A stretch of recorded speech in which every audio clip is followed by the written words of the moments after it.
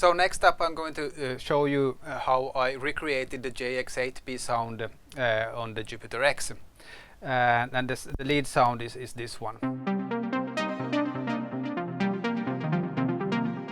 So I've created the sound using the built-in JX-8P model of the Jupiter X. And the model is basically, well, it can do anything that the JX-8P could do. And it's I think it's they have succeeded really well in getting it to sound very similar to the JX-8P. There is one thing which is not exactly as the JX-8P, and that is that you can, on the mixer section, you can assign negative envelopes on the JX-8P, but unfortunately that's not possible on the Jupiter X model. You can it's only positive envelope modes on the mixer setting. So the sound we are now going to use, and let's say be frank, most of the sounds don't use the negative mixer envelope setting. But anyway, this sound doesn't use it either, so it's no problem for us. But yeah, the good thing is that something that makes it easier is using a tablet with a program that as editor program that accepts sysx data. And the good thing with the JX-8P and with the Alpha Juno as well is that when you select a patch, you can see that the parameters are updated automatically here, so you can see exactly what parameters the sound consists of. And the thing is that both the Alpha Juno and the JX-8P sends sysx data when you press a patch button. So this is really convenient when you use an editor. Now for the Jupiter X, you have another option. Nowadays you can get from the Roland cloud, you can get the same synths and models which are in the Jupiter X. You can get on Roland cloud. So what you can do is that you can edit your sound using the JX-8P model expansion software in your laptop, and then you can export the patch to your Jupiter X. So that's really convenient as well. Now I've removed the delay and reverb from the digital mixer, and so that we can compare the sounds dry.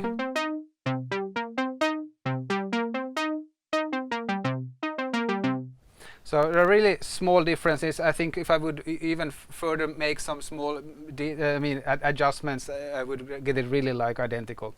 But I mean, this setting works for the live sound, so I've been using this.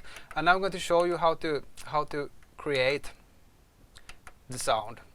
So we start with an empty scene, and then we from that we select the JX model. So now we have a JX model, and but we need to initialize the sound. So for initializing the sound, you press the right button, and then you go down, and then you choose tone initialize, and then we get a simple patch. And so let's start. Another thing to take into consideration is that the values, you cannot like directly look here and say, okay, so the mixer setting for DC01 is 53, because the ranges are different. For instance, the mixer goes to 255 on the Jupiter X, and the envelopes and the cutoff is between 0 to 1023. So it's you can't take them directly. And also, if you I tried calculating, like, okay, what would be the corresponding number if we divide this by whatever we divide with to go to the same range.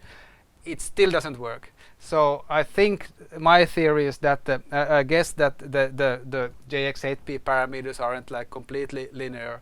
So in order to get the exact same sound, you just need to go by ear. You can of course, this is a really good guideline to check on the real one, that what were the parameters there, and then you go towards that, and that's what we're doing now.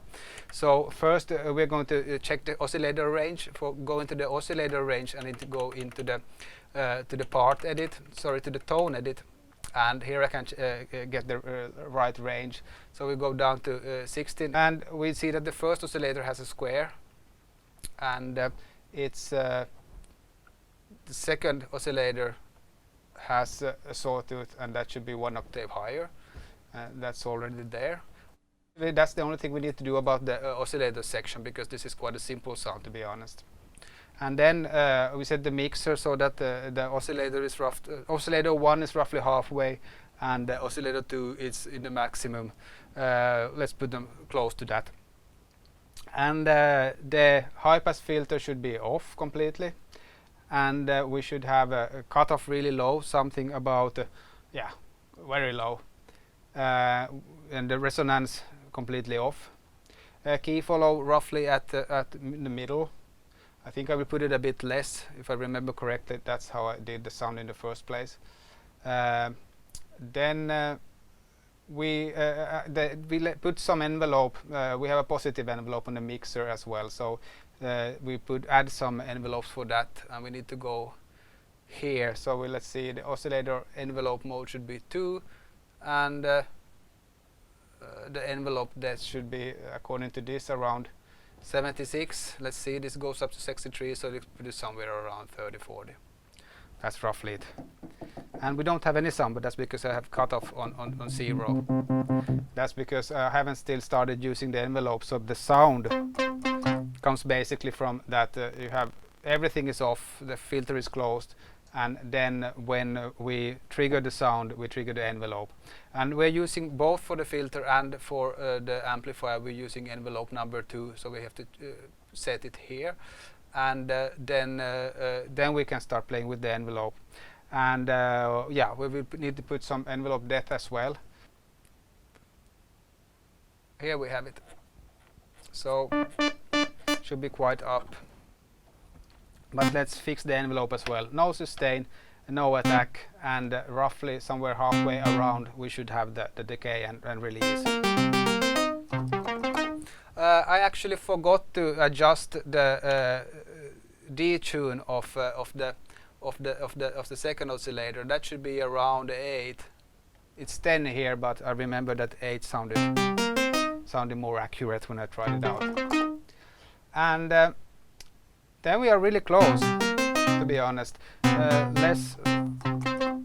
Less filter and less filter depth as well.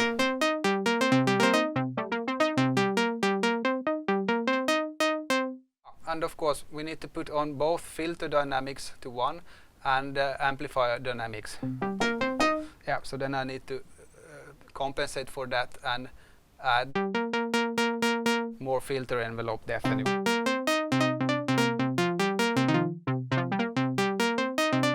Okay, I mean, it sounds in one way close, but on the other hand it sounds really different. And here's the big thing, the JX chorus. So we need to turn on the Juno chorus, it's called, but it has a mode, it has a JX mode as well. So when you go to JX1, then you have the JX chorus, which is a big part of this sound. Now we're almost there, so now it's just a matter of getting the ratios correct. And one thing also that I realized when comparing the choruses, if you want to have it as a JX-8P, the balance of the JX chorus should be a bit more drier, so not like 50-50, it should be more like dry 60%, wet 40%. Then it's more in the league of the JX-8P. Then a really important thing is the attack of the sound. You can hear that the attack is a bit too. I mean, the the Jupiter X is too snappy.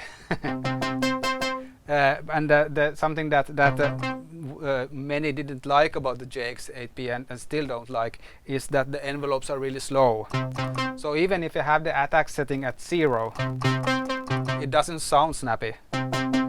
Well, this sound, but I really want this type of sound. I want to have the sponginess in the lead sound for this particular tune. So I just have to add some attack. So basically I realized that if I put the attack between 30 to 40 for this sound in particular, close to 40, then I have the same sponginess in the sound. But something that we also need to do to get it closer to the JX-8P is to slightly equalize the sound. So what I've done is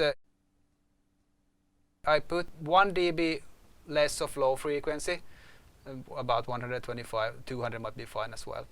1 dB more of mid frequency around 2000, and let's put it quite wide, put it at 0.5.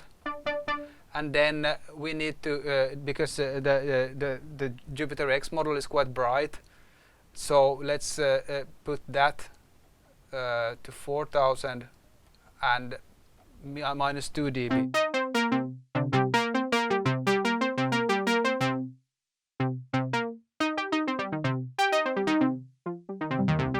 We can go back to the sound that I had pre-programmed and do the comparison.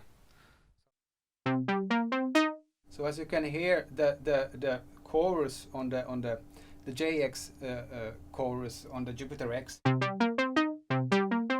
sounds a bit too fat, so to say. But I noticed that if you, especially if I want to have kind of the chorus number 1 on the JX-8P that I have here, then I noticed that using the Juno chorus. So if you have the Juno chorus set on, and then just choose mode 1, and then we are much closer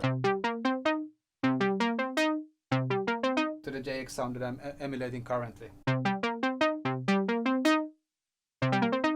So we have the sound, and a fun thing is that we did it now using the JX-8P model, but when I did the video I was asked that could I also provide a ZEN-Core version, because at that time you couldn't export and import anything else than ZEN-Core tones. But with future upgrades you can now also export and import like model tones, and so I made a ZEN-Core version of the sound.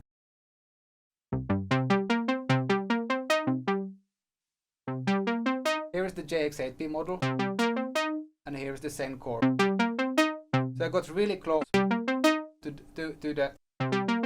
the JX-8P model as well. So then you can start to think that, okay, so why do we need the models if the ZEN-Core is ZEN-Core engine is that powerful that you could replicate it?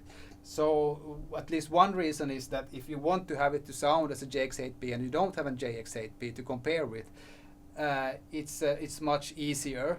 And in any way, if you would just want to make a basic analog sound like a basic JX-8P type of pad, it's so much faster to just pick a model and work with those parameters, because the ZEN-Core engine is so vast. So I mean, it took me quite a while to make this sound, just because it has so many parameters. So it can be quite daunting if you're not familiar from before with analog synthesis, for instance, or with synthesis in general.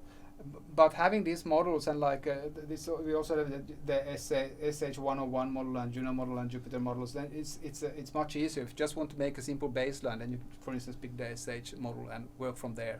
So we have less parameters to work with, and it goes faster, and you get much closer to the original one. Original synth that it was modeled on. So there you basically have it. So this is how I created the sound. Oh, one more thing about the Juno chorus especially is that there is a noise level. So you can add noise if you wish, because there is some noise in both the Juno 60 and the JX-8P's chorus sound. But to be honest, it's not that noisy. So personally, I prefer to have it on level 1 out of, I think it's 1 out of 100. So level 1 is perfectly fine, and I think if you want to emulate exactly how my JX-8P sound, then level 2 is enough. I mean, you don't need to have more noise than that.